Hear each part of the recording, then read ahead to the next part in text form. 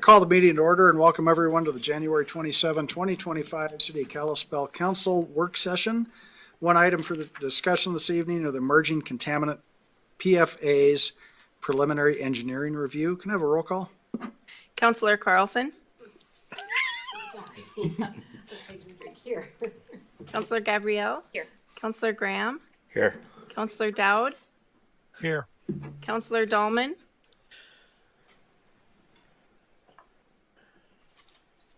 Councillor Dahlman. Here. Councillor Fisher. Here. Councillor Hunter. Here. Councillor Nunnally. Here. Mayor Johnson. Here. Mr. Russell, do you want to start us off with a summary of where we're at here? Yeah, Mayor and Council, as we've been talking about, and kind of called attention for about the last month or so that we were going to have this meeting once we got through the preliminary engineering report to kind of give us a roadmap into the future of the next stage. As you're well aware, we in that first stage was a temporary fix. I mean, could evolve into permanent if that's a direction we want to stay. However, that has its own challenges with it, with the filtration system. But that first phase was installing that temporary unit to address the detections for PFAS at the Grandview well. That's been installed and it is functioning, and there's no more PFAS from that component. So that brings us into compliance with the EPA rule that was issued really in April. And so by really October, we had that first phase and we're in complete compliance. And in our reality, I think the EPA rule, and I'd have to defer to Susie, but I think he gave like 5 years to come into compliance to do the monitoring and do the assessment.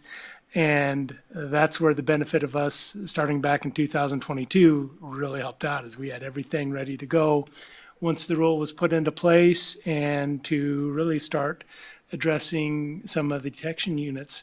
So now we're looking at the long-term range as looking at our water supply and what do we do for those next steps. So with that, I'll turn it over to our Director of Public Works, Susie Turner, to start off the staff report. Thank you, Doug. Good evening, Your Honor and council members. As Doug alluded, really we have a two-phased approach to the PFAS contamination in our public water supply. The first phase is where we implemented a treatment at the Grandview wells, which had our highest levels, and that has been in operation since October of 2024. Phase 2 begins with the completion of the preliminary engineering report, or what we call as the PER. The PER evaluates long-term solutions. The PER will guide the development of a permanent project to ensure regulatory compliance and the sustainability of Kalispell's public water system. This presentation will cover the PER findings and recommended projects.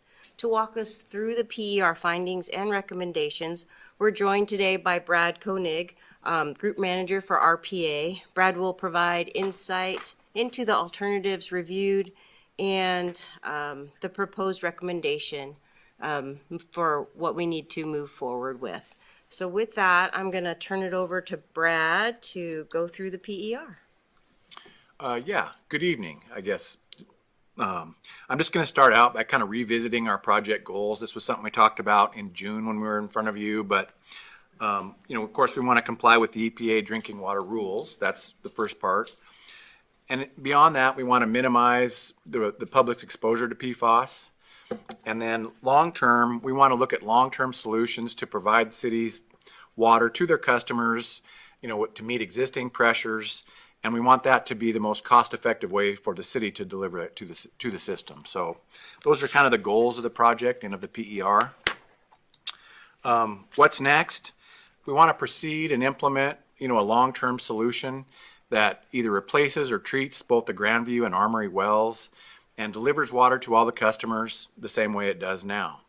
And so tonight we kind of want to go through and present the alternatives that we came up with and why we think some of the ones that we picked are the best solutions. So that's what we're going to talk about today.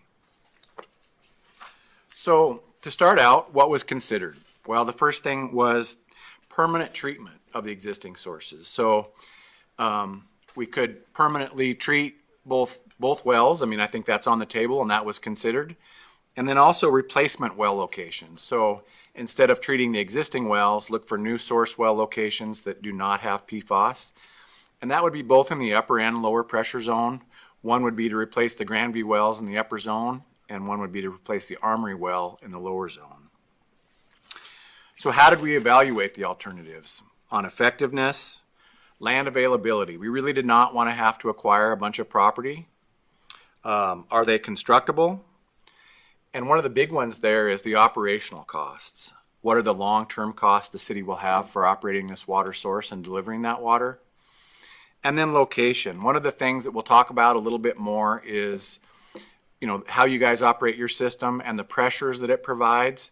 And we want to deliver that water in a way that maintains pressure throughout the city and doesn't create any changes or ill effects. So that was another thing that was measured. The next slide is treatment technologies, and I'm not going to go over this in great detail. This is something we talked about last time. I think we just want you to understand that we did consider that. Quite frankly, we're not going to recommend treatment, so I'll kind of gloss over the details of this. But the next slide, I think, really shows what we want to get across there is that, alternative number one is no change, just use the temporary system. Well, there's a few flaws in that. I think it works really, really good on a temporary basis, but maybe not great for long-term.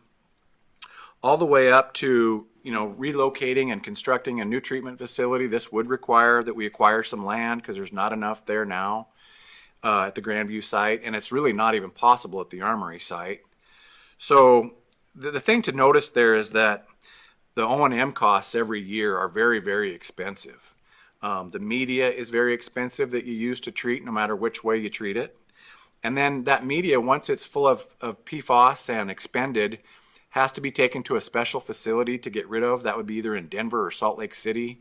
It's typically incinerated.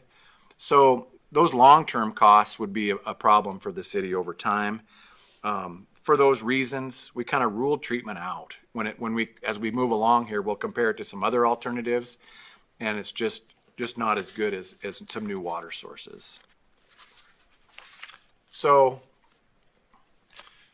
the next slide is, what did we consider? Well, for replacement of the Grandview well source in your upper pressure zone, we looked at a well at the Spring Creek Road site.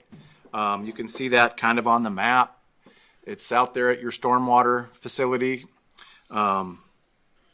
It's pretty close. It's a good source or a good spot, but has a few issues. The Tower well is up there at the very north end of the pressure zone. That would be at your new water tank location. We could drill a well on that site and pump it into the tank.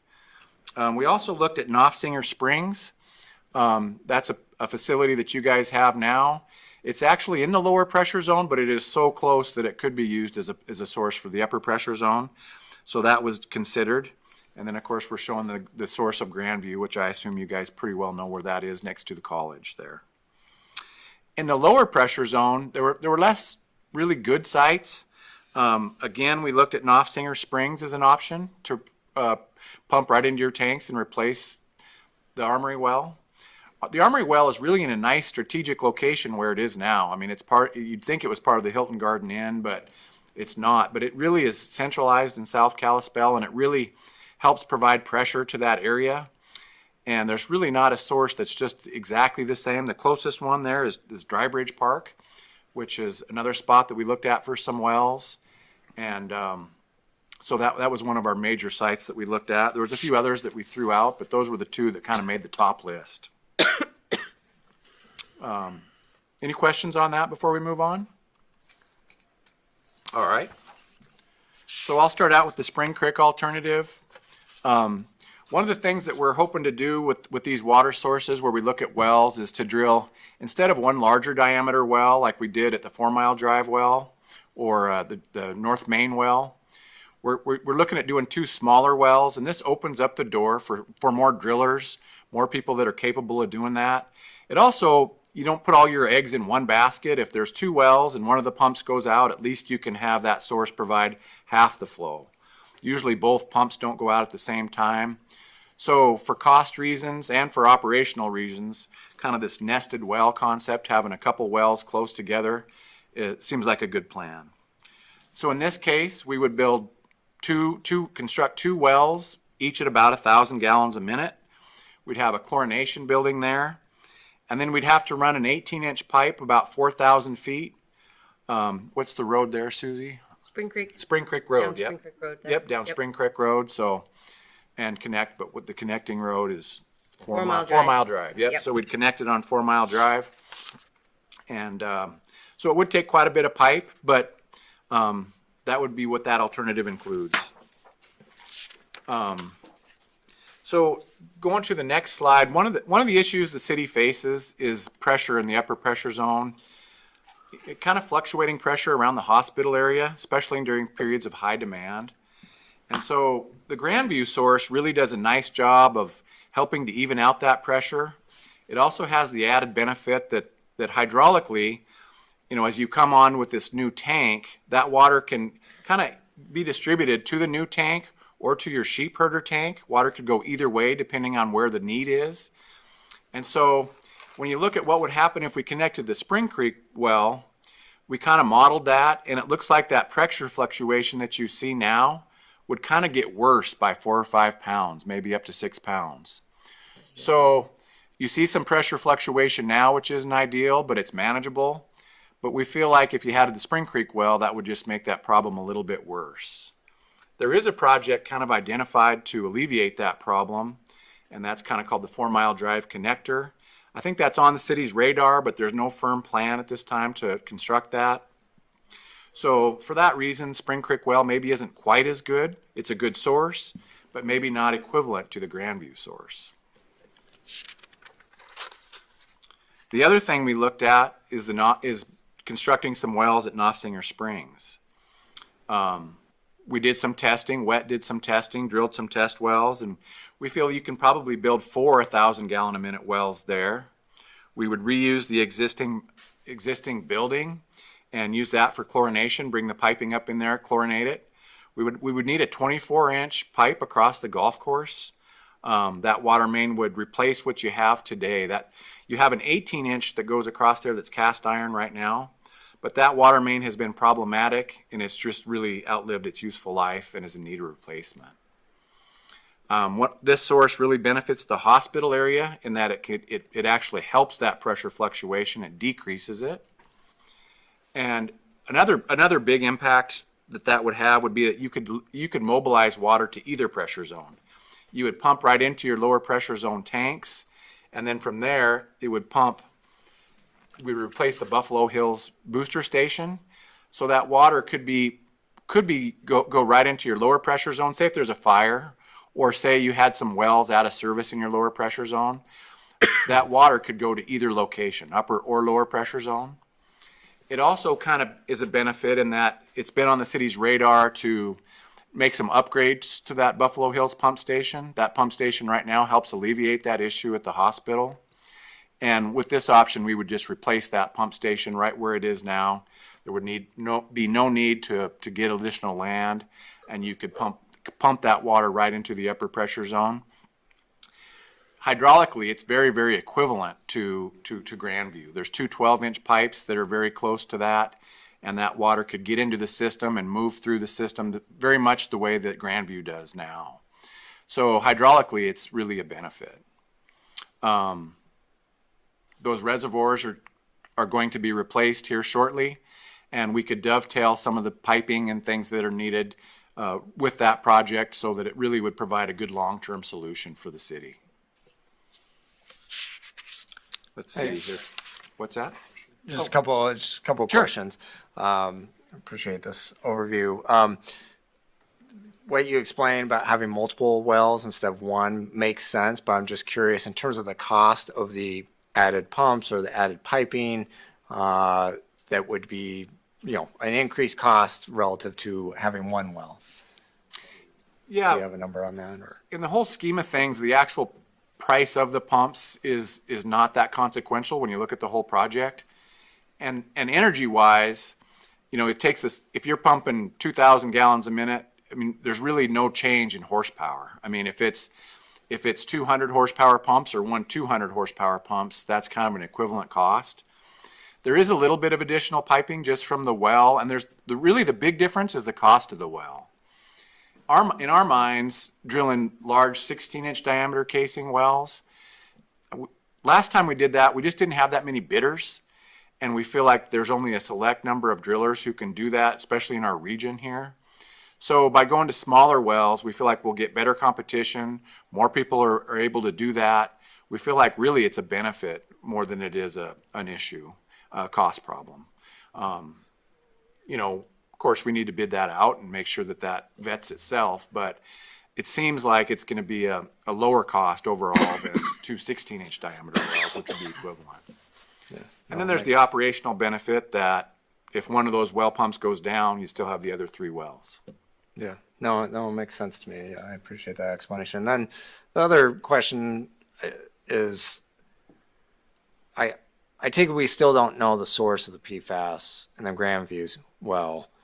And so when we're drilling new well, when you look at the costs, it's, eye-popping for doing this. If we drill a well and then we find there's PFAS in it, I mean, how do we? We did test all these sites were tested for PFAS. They were tested? Yep, Okay. and there was non-detect in all of them Okay, that we have proposed, so we did test for PFAS. okay, great, thank you. Yeah, I did neglect to mention there that we drilled test wells at these sites, both to determine if there was good water there and if we could build a well there, and also to get the water quality and make sure there Yeah. was no PFAS. We tested water quality and water quantity. And I guess we ruled out the source of the PFAS being like a liner on the well or something like that would be introduced from the well itself, or No, no? but we have- don't honestly know what the source of the PFAS at the Grandview wells are. But presumably that because our other wells don't have PFAS, that there's not something unique about the ones that did test that we would maybe identify. No, I honestly do not know what the source of the PFAS is at the Grandview wells. Okay. I think we can say, though, that, with our new wells that we just brought online, they have been no detect for PFAS. So the construction methods that we've used recently and the construction materials that we've used recently are good. Yeah. Or at least no detect so far. Great, yeah, that's what I was looking for. Thank you. So yeah, if there's an unfortunate part about this alternative, it's just the disruption across the golf course. But we feel like we can manage that by doing that in the shoulder seasons and, doing some good planning so that could get across without being too disruptive. So any questions about that alternative? It does reuse your Knopfsinger building and replaces that pump station. So kind of uses some of the things that you have now, it just improves upon it. Okay. So this next slide is just kind of a zoom in of the Knopfsinger site and the 4 wells.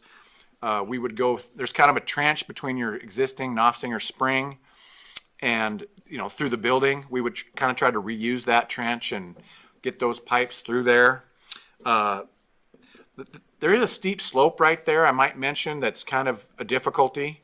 And we just feel like directional drilling is really the only viable way to get that down the hill without tearing that whole hillside apart and being very disruptive. And we've talked to some folks that do that work, and they think that's a very good alternative, and not free, of course, but really the best way to get that pipe down the hill. Any concern about any kind of slumping that might result from that? I think if we have qualified people doing the work, I think I would feel better about that than open trenching and just, they'd have to bench down that thing, and it would be quite disruptive and near the river and everything. It just seems like drilling it without tearing the surface apart would be a better alternative. Through the slope section. Through the slope section, yes. So then it would come down the hill, it would go into the building where we would chlorinate. We'd kind of do a little bit of a facelift on that building, do some remodeling inside.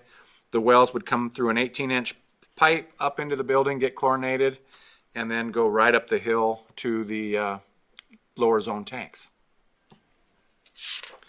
The next slide would kind of be connection point of up there by your Buffalo Hills elevated storage tank and the lower zone tanks. We would just replace that pump station right where the existing one sits, upgrade it to pump maybe 3,600 gallons a minute into the upper pressure zone. There's two 12-inch pipes right there, so those are pretty good size for distributing the water into that upper zone and really mimics what Grandview has now. That upper zone elevated tank will be out of service when the new tank on the north part of the pressure zone comes online. And those lower zone tanks are to be replaced, so we could update some of the piping connections to those tanks kind of in concert with that project, which would end up with a pretty usable system long-term for the city.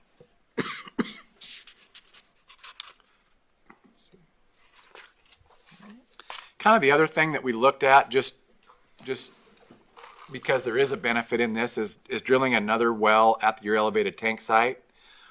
The problem with that is it really helps the northern part of the pressure zone, but it's just really not a solution for replacing Grandview. It makes the pressure swings in the hospital area worse. It just does not replace it in like for like. Well, it's a good idea and probably a good thing sometime for the north part of the pressure zone. It just really does not replace the Grandview system. So the Grandview, that's kind of our this is what we're recommending, is to do the Grandview site, or the Knopfsinger site, to replace Grandview in the upper zone. So it's really the most hydraulically similar. It reuses the Knopfsinger building, so we can give that building a facelift and it'll have a purpose.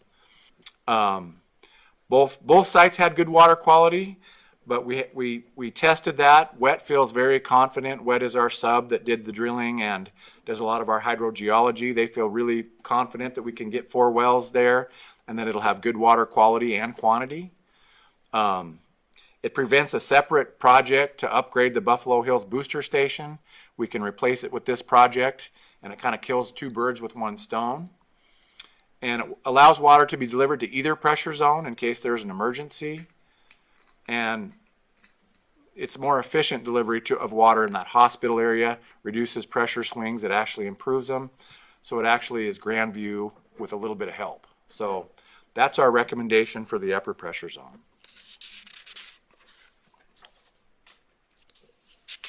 All right, moving on to the lower pressure zone. I'll go through Dry Bridge Park. It'd be very similar to what we talked about at the stormwater facility. We would construct 2 1,000 gallon a minute wells and a chlorination building. If there's a downside to this one, it would be that we'd have to replace about 5,300 feet of water main on Woodland Avenue. That area of town is kind of a network of 6-inch pipes, kind of in a grid pattern. And if you can imagine trying to get 2,000 gallons a minute into that, what happens is it just creates more pressure in that area around the well, and it would cause that neighborhood area to kind of have an increase in pressure. We really need, so that, it's one 6-inch grid connected to another neighborhood with a 6-inch grid. If we want to get the water into the distribution system, we need kind of a bigger water main, kind of a transmission main, if you will, that would move that water and deliver water to those neighborhoods as you go by, or to bigger pipes. And Woodland Avenue would serve as that conduit to deliver that water, both to bigger pipes and to that neighborhood area without causing any additional pressure fluctuations.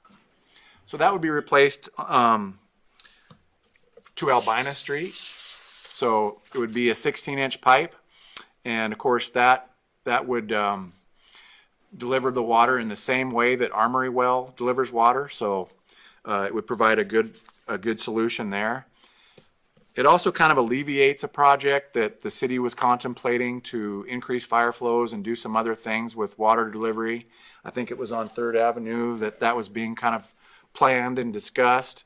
And this project actually would serve the same purpose. So it kind of adds some transmission main, but takes another one maybe off the city's plate, at least for now. Let's see here. Sorry. Sorry, more questions. Couple maybe three questions. One is, I know at Dry Bridge, there's the odor of kind of sewage odor, and I can't remember, I think it's come up in the past, and I can't remember what the source of that is. But just depending on what the source, is there any concern of contaminants in a well site there? No, and all that is just organics degrading in Oh, really? a It's flue not- area. And Okay. as those gases kind of rise and they flow through a pipe and they're kind of get exposed to the atmosphere, you can smell it. So it's just typical organic degradation. Okay. And Oh, that's what the smell is at Dry Bridge, so. okay. And then every time Woodland Avenue comes up, I, get comments from folks about how there's been some slumping issues on the road. Has there ever been any kind of risk to our piping there from any kind of slumping? No, there is a little bit of sloughing that is really minor settling that's occurring on the east side there, where the detention facility is. But we did look at that a few years ago, and nothing alarming through that area. Just so I'm not concerned about putting a piping system through here. Okay. And then we've talked about kind of roundabout at there at that intersection, that troublesome intersection. And I know that's still Yep, churning and yep. stuff. A roundabout at Second and Woodland. Yeah. Yep. Yeah. It's still on the docket for MDT to do that construction in 2026. Okay. So we would try to get this done before the roundabout construction. Oh, would there be any way to tie it in so we're not kind of tearing up the street twice or? Probably not. It'd be two separate projects, bid at two different schedules. So really not a great way to coordinate an MDT project with a city water main project. Okay. But Okay. Thank you. So one thing I would note on that slide at Woodland is that we did try to stay out of the way of the sledding that happens there and try to minimize our footprint just because we know that that's important to that neighborhood, so.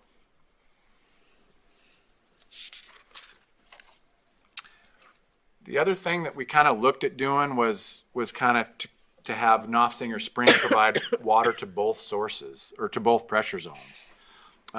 In this case, we would we'd have 4 wells.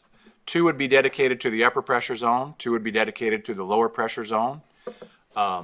We'd have to run 2 transmission mains across the golf course, 2 parallel 18-inch transmission mains. And we'd actually either have to have bigger casings than 12-inch like we were shooting for, or we wouldn't be able to get 1,000 gallons a minute. The pressures are higher, obviously, in your upper pressure zone. So to deliver that water, we'd either have to give up a little bit of flow so we could fit the size of pump that fits into a 12-inch casing, or we would have to upsize that to a 16-inch casing. It does benefit the hospital area because on the upper zone, of course, but it really doesn't deliver water to the south part of Kalispell in the same way that the Armory wells do. Armory well does. So it's really not hydraulically the same thing. It would be a good source of your upper pressure, of your lower pressure zone. There is another disadvantage, I'd say, to that, in that when you have 2 wells for each pressure zone and they're both all nested together at the Knopfsinger site, there is some concern that we have a lot of eggs in that basket, and if something was to happen to that source or something in that area, that it would take out 2 water sources, one for your upper and one from your lower, and that probably isn't quite as good as having them spread apart. Just for safety's sake and making sure that you can always deliver the water to the city that you need to. This is what that would look like. Of course, it'd look very, very similar to the other alternative we talked about, with the exception of two water mains across the golf course. One would be connected to the upper pressure zone, and then the other one would go right into your lower zone tanks, and then it would just flow to your customers from there. So we really feel like the best alternative for the city is to build 2 wells at Dry Bridge Park. It's hydraulically more similar to Armory. When it calls for wells, it'll help pressurize that south part of Kalispell. It also kind of makes your sources distributed a little bit more throughout the city. Again, we drilled a well at the park, at Dry Ridge Park. No PFAS, good water quality. Wet feels like we can get the quantity there and it'd be a good site. Replacing the water main on Woodland Avenue, while it will be a disruption, it also takes another project, pretty large project off the city's plate. And then it would provide a good conduit for distributing that water to the South Kalispell area and the lower pressure zone well. And it does require less impact on the golf course. That's maybe a secondary thing, but two parallel 18-inch pipes would create a little more time and a little more disruption on the golf course, which we were trying to minimize. And it does provide some more source redundancy. So our recommendation there for the Armory well replacement is wells at Dry Ridge Park. Sure. I know this gets to funding, so I think I know the answer to this, but I'm going to ask it anyways. With the Woodland pipe, I know our Safe Streets plan calls for improvements to Woodland Avenue. Is there any way to combine those projects so that we get some of those street safety improvements done at the same time to save on costs of doing the work there? I don't see how we could combine the two funding sources. They really are two separate topics. This, the funding source that we'll be getting from the state is emerging contaminant, so I couldn't see where I would be able to combine the two at that time. Okay. And we haven't really been awarded monies for construction of safe streets, whereas for this project, we've been told verbally that the money is awarded to Kalispell. So I think it would be really challenging to get them done at the same time. Right, that's what I figured. And I hate to go back, but you mentioned about the sledding, minimizing disruption. I saw a image there of maybe the infrastructure. Would you mind going back and just adding a little detail about what you did to minimize? Because I know that's just a beloved place for sledding in the wintertime for that neighborhood, and kind of talk about where the infrastructure is and how it was minimized for the sledding that occurs there. Sure. Yeah, I think we tried to keep things all kind of nestled together in one spot towards the upper end of the park and tried to keep those wells pretty close together so that there's still sledding on both sides of it. And we also try to get that building to be just as efficient and small as possible so that it just takes up as little space as possible so there's enough room to sled. So That's really all there is to that. So basically, the only thing impeding sledding, I mean, the wells, are they kind of surface level, so snow's covered them, they can sled over the top of the wells, or no? No, they probably couldn't sled over the top of them, but they're just like what you have, in a lot of places. They're sticking up 12, 18 inches above grade. They'd be 12 inches in diameter, a pipe. I think there's some at the college you've probably seen. They stick up above the ground like a pipe above the ground. Okay. All right, and so in this image, are they kind of on the uphill part, or are they down, They're kind of right down? here. They would be in this nested area. Because I guess the other question would be just safety, kids running They're into kind of on them. the top of the slope. There is kind of this benched area before that slopes down through this area here. I don't think there's a lot of sledding that happens in this area. Happens further south. Yeah, they sled further south in No, this. further So north. we're up here in this kind of this northern section. They sled, I think, farther south right in here. I've seen it all over in that park, sledding, but, Not once you get down to the tree line at the end of Park Place. That's where the trees start up on the hill. okay, That's where there's no sledding there. north of that. Right. We did try to minimize the footprint to be as minimal disruption as possible through the area. We didn't want to go down in the Thowag. We kept it up close to the roadway where we'd have access in that area. So we minimized it to the best of our capability. Yeah, if there is anything kind of downslope, but just any kind of like safety measure to pad it or fence it, or I don't know, something if At the there is top, sledding. it would be at the top of the benched area. I mean, you have a road and then a benched topped area, and then you slide down. So Okay. So it'll be up on the upper it's going to part. be up on the top part of the hill. Okay. All of our wells in town that have this same existing construction, submersible wells is what we call them, with the well casing coming out, there's a small fence enclosure around it. And so they, can't get to it, or very visible. And again, they'd be at the top of the slope, so not, somebody hopping on a sled and gaining speed and have a risk of running into them. Okay, great, thank you.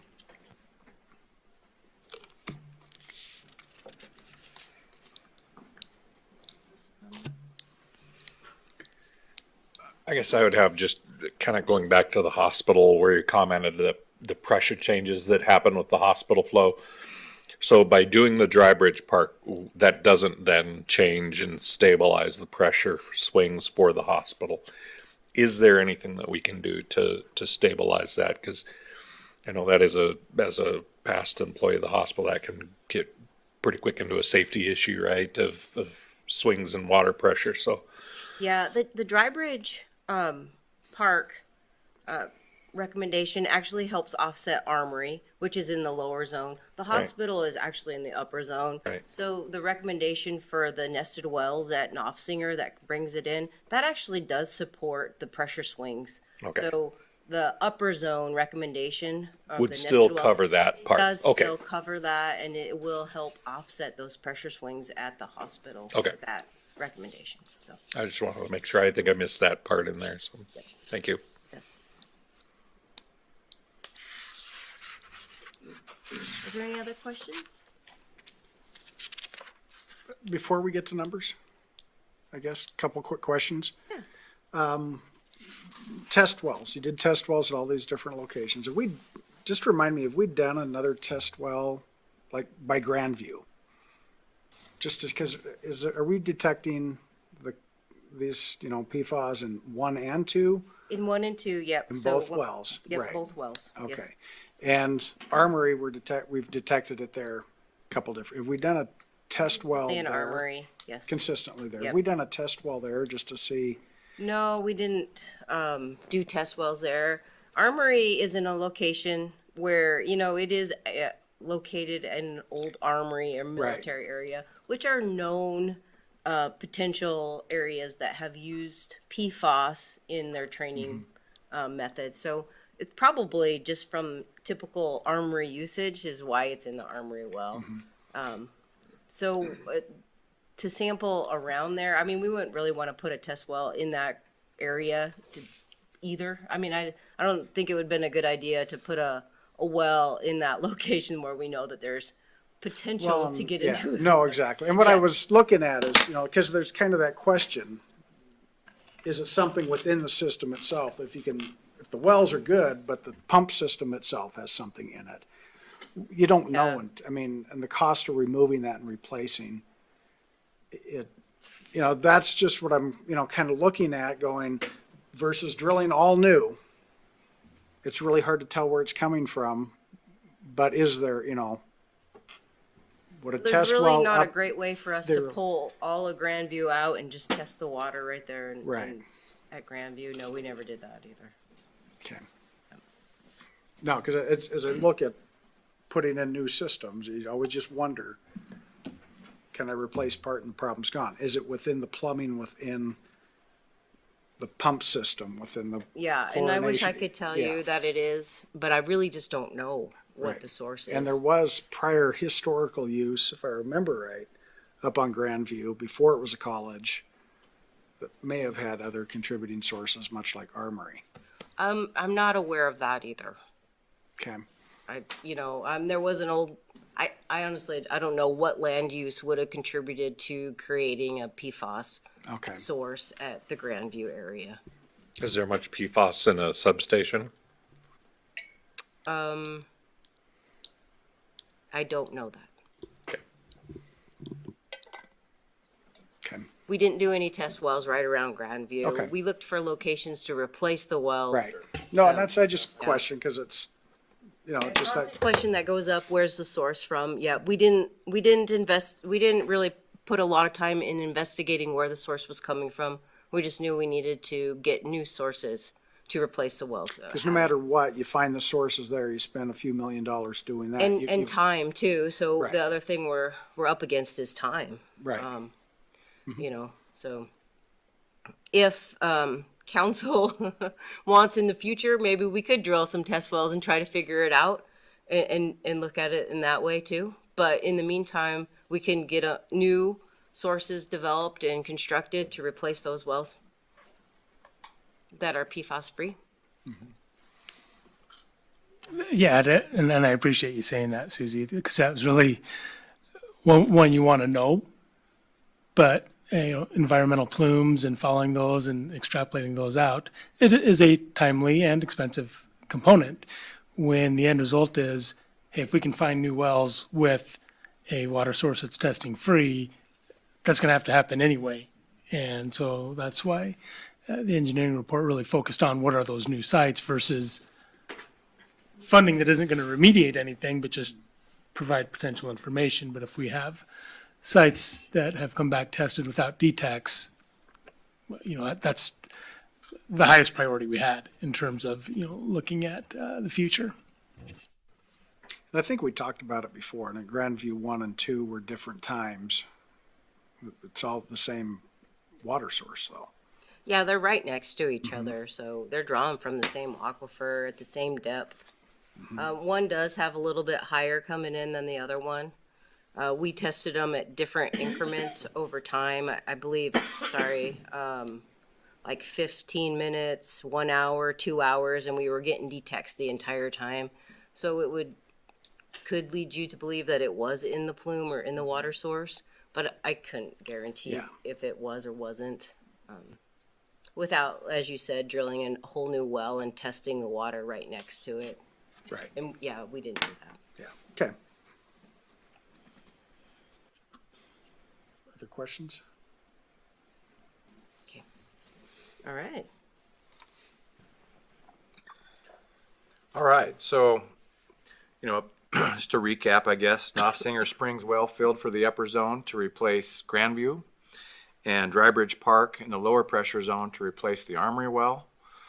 Looks like we're missing a zero there, but the preliminary total project cost is $17,950,000, so plenty expensive.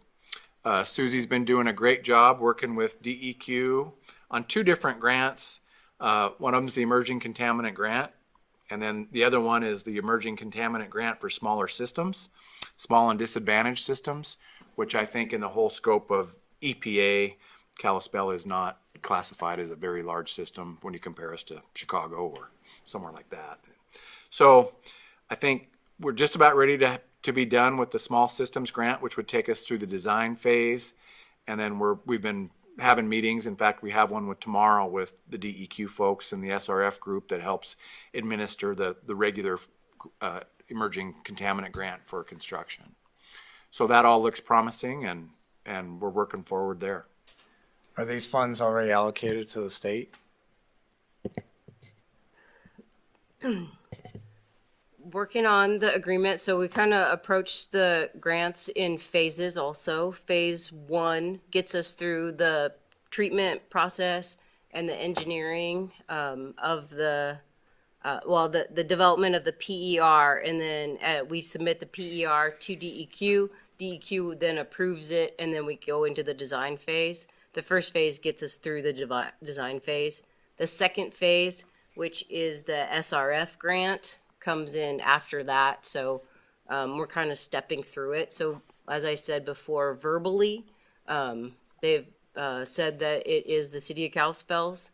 The phase 1 agreement, we're 95% there to get it signed. We have attorneys looking at the agreement and having some discussions, but very close to having that signed. And then we'll move to the second phase. Our next step would then be to submit the PER to DEQ. And just the question is that I think, correct me Yeah, if I'm you know wrong, where I'm going with it, yeah. these are state-handled funds at this point in time. I believe so, yeah. The question It's is, been allocated to the state. some of the yeah. funding at the federal level has been frozen Oh, yes. within the last week. I think these funds are at that state level. right now. Which isn't, I mean, it's a great question to bring up, and we will be asking those same questions tomorrow as we meet with DEQ. Because I did just see the announcement that our new president eliminated the regulations on PFAS at industrial release of PFAS. Those were part of the new regulations to limit emissions or release of PFAS, and those have been eliminated. So I'll be asking some questions tomorrow and making sure that we are covered for our expenses as we move forward. And if you guys can do it for $17,950, I there's a know. bonus in there somewhere, I think. I looked at this like 20 times and I didn't catch that. Apologies. I made the slide, so it's my fault. It's fine. So, I mean, it's an interesting question and comment, because in all honesty, I think that it's still, the PFAS regulations are still in court being challenged. They As far as are. we know, Yeah. it's certainly possible that there may be a change. I mean, there was a Supreme Court decision last year that eliminated a lot of administrative regulation, which is where these came from. I guess my recommendation is let's continue forward, Yes. apply for these funds that are there, and continue on with the component of trying to remediate what we've had detections of. And if there's a hiccup in that process, like I say, I think these funds have been allocated to the state at this point, and so I think they're outside of that umbrella. But if something changes with that, well, it's something we'll definitely let everyone know. Absolutely. Yep.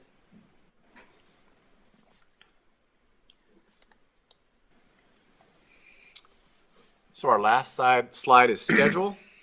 And I think the next step would be, to work with DEQ. At the same time, we could begin well drilling or well design, get that moving forward. A lot of the construction then would be in 2026 for the wells. It's nice to have the wells drilled before you build the buildings and size pumps and all those things, just to make sure that you size the pumps for what you can achieve in the well. And so that would move on to the next year. So a lot of the design would happen in 2026 with well construction late this year, infrastructure design next year, and constructed in 2028, 27 and 28. And so it does take a while to get these things in place, but that would be kind of the summary of the schedule. Mr. Dowd? Thank you, Your Honor. You mentioned that we would be offsetting the cost of a project that we had on Third. And if I missed that, I apologize, but would that project on Third be completely eliminated? And what was that project? What was the cost of that project? Yeah, as we were reviewing these alternatives and RPA was running the models for us, it kind of came to light that by providing a larger main in Woodland, we wouldn't need to do an upsize down Third Avenue East, which is actually a scheduled project that we have in this year's budget as a part of that. So Keith Haskins and I are working through specifically what that means for us, and maybe holding off on that project for a year. For one, to see if we want to make sure that we have all the T's crossed and the I's dotted, and we have the funding to move forward with Woodland. So I think that's very important. The improvements on Third Avenue East are important. It's an important project for us to get done, and I don't want to totally dismiss it, especially if we didn't get that funding and we didn't start moving forward. So it's still an important project. However, if it can be offset with the Woodland project, then we wouldn't need to have that cost out of the water fund for Third Ave. So we'd look at re-looking at that project, because we still need to do street reconstruction. Third Avenue East really needs street and stormwater reconstruction, and there's some sidewalk in there that needs replaced too. So it was actually a bigger project. It wasn't just a water project. It actually helped improve the street through that section too, and some sidewalks. So we need to take a step back and figure out what that means for us, and we'll get that back in front of council with that alternative as we move forward. But I think ultimately at this time, we'll probably just push the project for a little while until we get complete acknowledgement from the state that we're going to move forward with Woodland, and then I'll take a step and look at what we need to do to reconstruct that street. So, did that answer your question? It did. My question was basically, could we eliminate that project completely if we're not doing the bigger main? And the answer is no. There's still street work that has to be done there. That's correct. Thanks. Thanks. A weird question I just had pop into my mind. We had to take into calculation, is there any of this calculations that we had to increase because of the housing bills from the last session in Helena that we wouldn't have had to increase as large? With the whole point of not having single family zoning, you can go by right to dual family zoning. It would have still been the same size. Yeah, we were looking at replacing it at the same size, so these are true replacement wells. Okay. Yeah.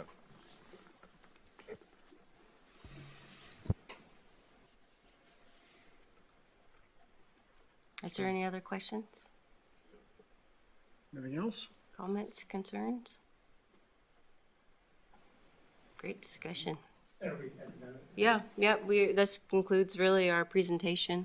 So, yeah, unless there's objection, we'll move forward in this direction with funding, action might come. Your mic.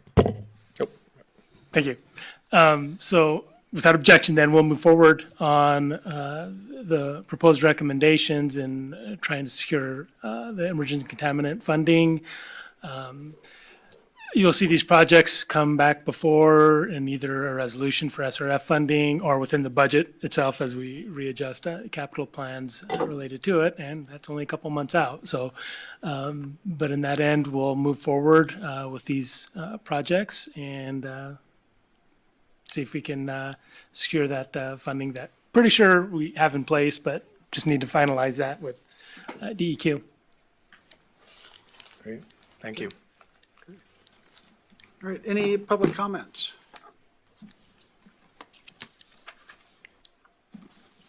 Anyone online? Nope. Okay. Mr. Russell, report. Yeah, Mayor and Council, looking ahead at some of the work sessions coming up, February 10th, we'll bring back the work of our subcommittee on trails and connections and bring that before the full council for discussion. February 24th, we get back into biosolids discussion on just kind of the current status and some of the potential that we have moving forward, especially as it relates to construction methodology and bring the contractor on at the beginning versus later. So bring that back on the 24th. Did send out the video on cell phones. Don't know if anyone's had the time to watch it yet from back in 2012. We want to take another week or two on that one before we decide if we want to go to a work session. Okay. The only other thing I was going to put is, so Wednesday, have some stakeholder meetings on Main Street design plan as part of the Safe Streets for All. And then Thursday is an open house on that. That is a project that would have to go through federal funding. So as of right now, I do believe that the infrastructure bill also has frozen funds as they evaluate it. Again, same thing. Well, let's keep going forward, finish off the grant that we have that does the design. We have the application in front, and it's always good to continue on and have those things ready. I don't think that this would be one of the projects that would be scrapped as part of what they were looking at the federal level. So we'll just keep moving forward in that direction, assuming those funds will be available when we seek them. That's all I have, Your Honor. Okay, anything from council? Mr. Hunter? Yeah, thank you, Aaron. I just want to follow up on last week's meeting and Just to be clear, make a formal request. I would like to see do a work session on a vacant and dangerous buildings ordinance so that we clearly can have that as a tool in our toolbox for structures that don't just have a fire issue, but are just dangerous because they're vacant and unsecured and so forth. So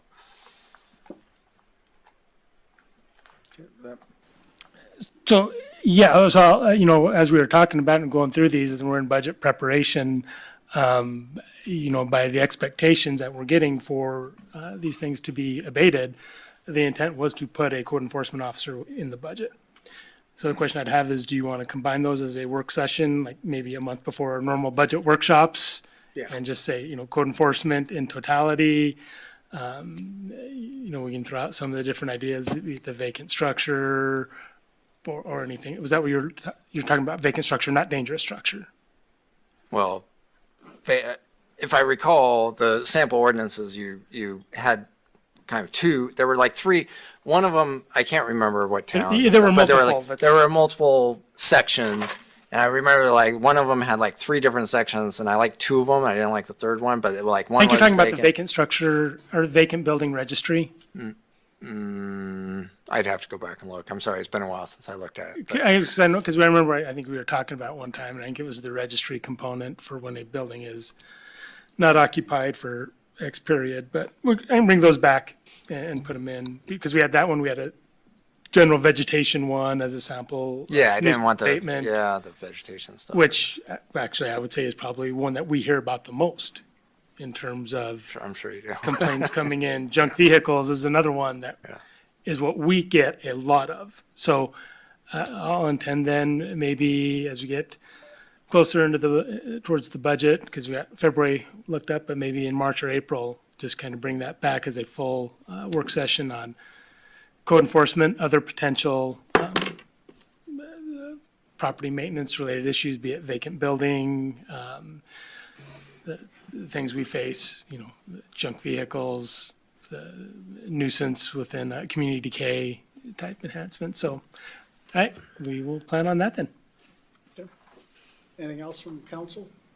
The only thing I had was, what was it, December 31, I guess, was my last day on the landfill board. Anyone have a burning desire to be on the landfill board and meet at 3 PM on Tuesdays? Every Tuesday, No, once a month. once a month. I'm happy to go back, but I wanted to throw it out there. Sam's interested. I think honestly, I think being a county employee, it would probably be best if I don't do it. Certainly willing to assist where I can, but I don't know that it would. I mean, I'm happy to do it. It's just I have to put it back in front of council to get it approved next week. Yeah, I think it's on the agenda for next week. I think we talked if it could be pushed later in the afternoon, know. I could do, but probably not 3 o'clock. Yeah, it's county. Everything has to be done by 4 o'clock. Yeah. I wish that was the case. Okay, I think we can just push forward with that on the agenda next. And that was all I had. With that, we're adjourned.